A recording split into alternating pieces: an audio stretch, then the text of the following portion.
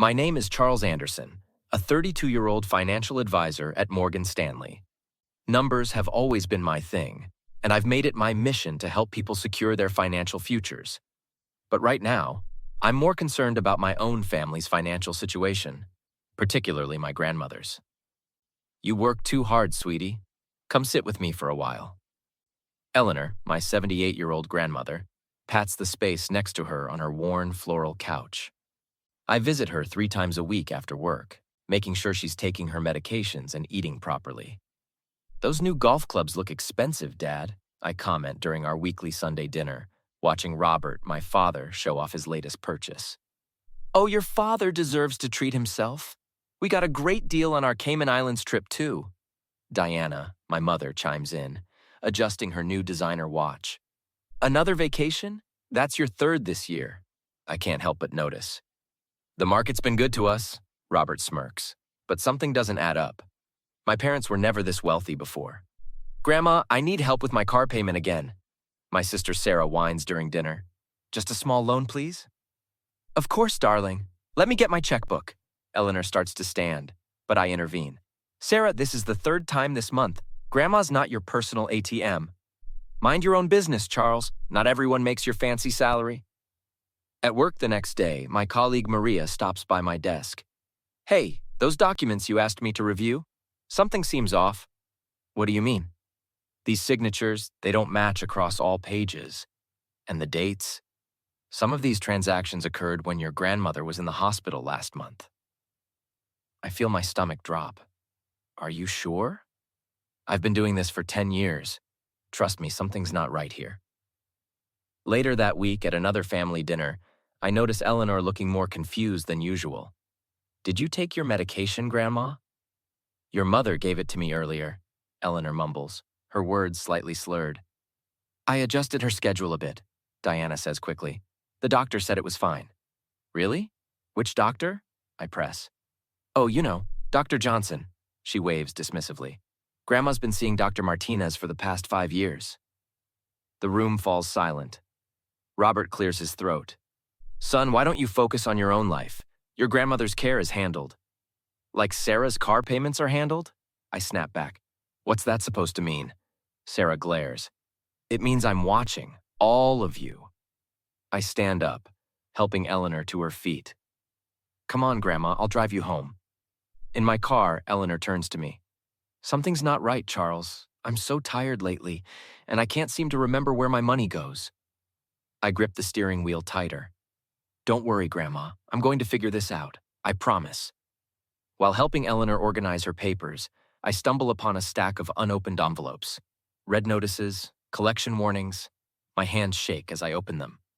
Grandma, why haven't you paid these medical bills? What bills, dear? Diana said she was handling all my paperwork. I reach for my laptop, logging into my credit monitoring software. Let me check something. Is everything all right? No, it's not. Your credit score has dropped 200 points in 3 months. I immediately call Maria. Within an hour, she's at Eleanor's house with her financial forensics kit. Look at these loan applications, Charles. The signatures. They're close, but the slant is off. My arthritis makes my writing shaky these days, Eleanor mentions. That's just it. These signatures are too perfect, too practiced. I confront Sarah at her apartment the next day. 7 loan applications in your name using Grandma as a cosigner? She offered to help. While she was in the hospital, the dates match her stay. She was on heavy medication. Mom and Dad said it was fine. They handled everything. So you knew? Just leave it alone, Charles. You don't understand what they'll do. I hire a private nurse to review Eleanor's medication schedule. These dosages are all wrong, she reports. The combination of these pills would keep her disoriented. That evening, Robert and Diana show up unannounced. We heard you've been poking around Eleanor's finances. Robert's voice is dangerously low. Someone has to. Her bills are unpaid while you two vacation in Europe. We're protecting her assets, Diana insists. You'll ruin everything with your meddling. Like you ruined her credit score or her health with wrong medications? You ungrateful little... Robert steps forward, but I stand my ground. One more step and I call Detective Martinez. Who? Financial Crimes Unit. She's very interested in elder abuse cases, especially ones involving family members. You wouldn't dare, Diana hisses. We're your parents. Try me. Now get out. Later that night, Detective Martinez reviews the evidence. Classic signs of elder financial abuse. The medication manipulation makes it worse. We see this pattern often.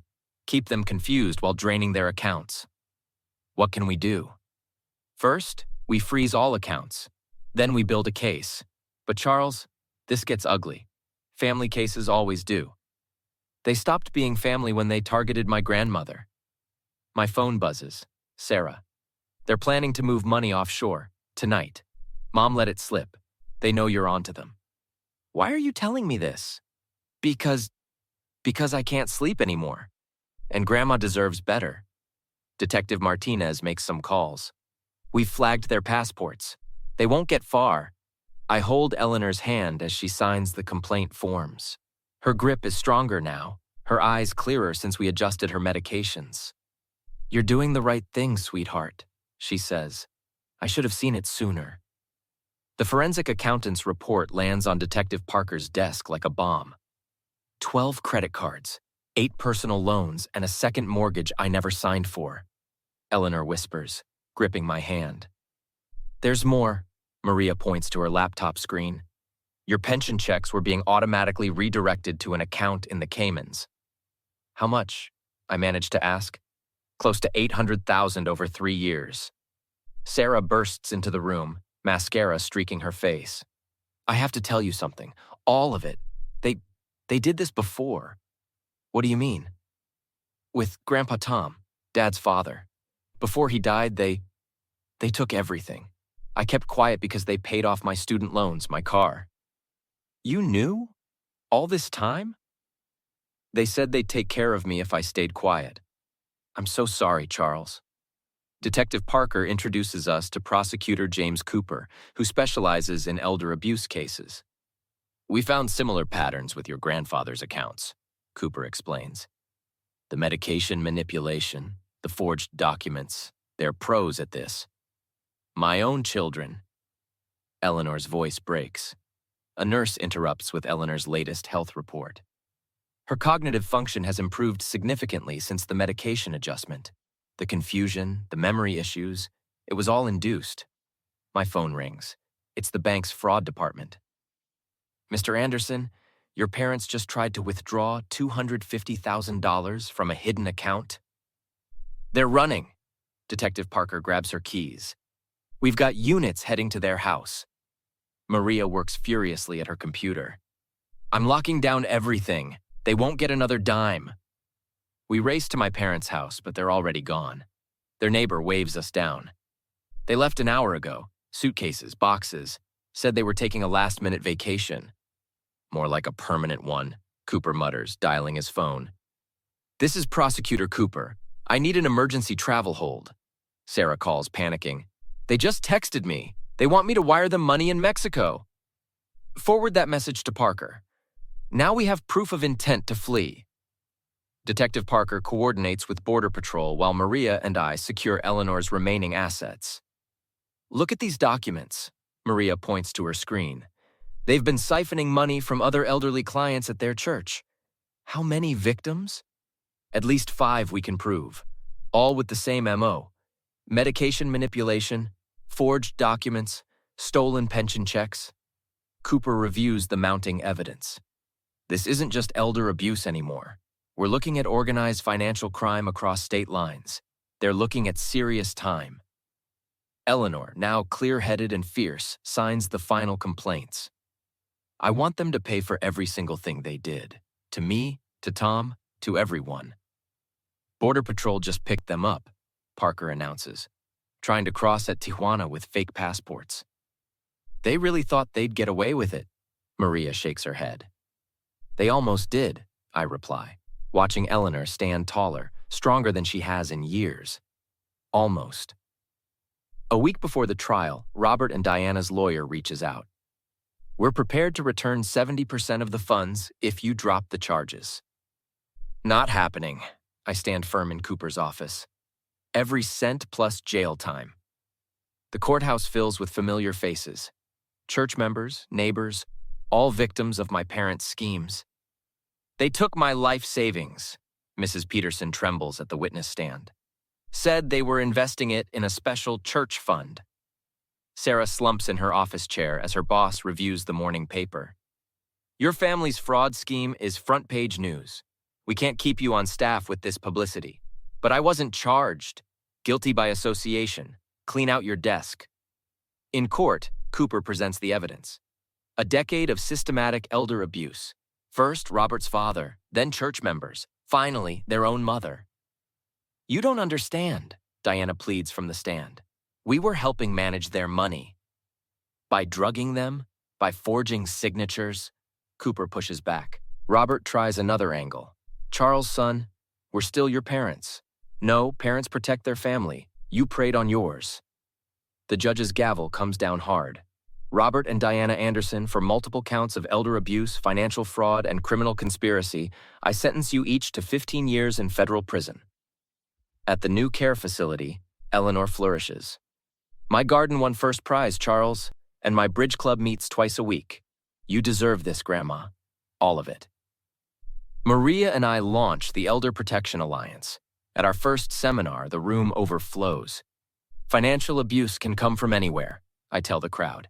Even family, especially family. But there are warning signs, Maria adds, and we're here to help you spot them. 5 years pass. Maria and I celebrate our third wedding anniversary at Eleanor's favorite restaurant. To my grandson, Eleanor raises her glass, who saved more than just my bank account. My phone buzzes, a restricted number. Charles, it's Mom. We're being released next month. We've changed. Please. I delete the voicemail. Everything okay? Maria squeezes my hand. Perfect. I'm exactly where I need to be. Later that week, Sarah appears at my office. They're getting out. They want to see you. Not interested. They're still our parents. No. They're criminals who happen to give birth to us. There's a difference. I lost everything because of them. Sarah wipes her eyes. My job, my friends. You lost everything because you chose their side. Actions have consequences. Back home, I show Maria our firm's latest numbers. Elder abuse reports are up 50% since we started the awareness program. Because people finally know what to look for, she smiles. You turned something horrible into something helpful. Speaking of helpful, Eleanor walks in with fresh cookies. Your next class of seniors needs these for their financial literacy workshop. I watch my grandmother, healthy and happy, teaching other seniors how to protect themselves. Some victories aren't just about justice. They're about making sure it never happens again. The phone buzzes again. Restricted number, delete. Some chapters need to stay closed. What would you do if you discovered your own parents were systematically drugging and stealing from your grandmother? Would you turn them in immediately like Charles did, or try to handle it privately as a family matter first? The moment you uncover evidence of elder abuse from your own flesh and blood, you're faced with an impossible choice between family loyalty and doing what's right. Charles chose justice over blood ties, but was it the only way? Drop your thoughts in the comments below. How would you handle discovering this dark secret about your own parents? If you connected with this story of justice and standing up against toxic family members, make sure to like and subscribe for more compelling revenge stories that show karma always comes around. New stories drop every week showing how the toxic always pay the price for their actions.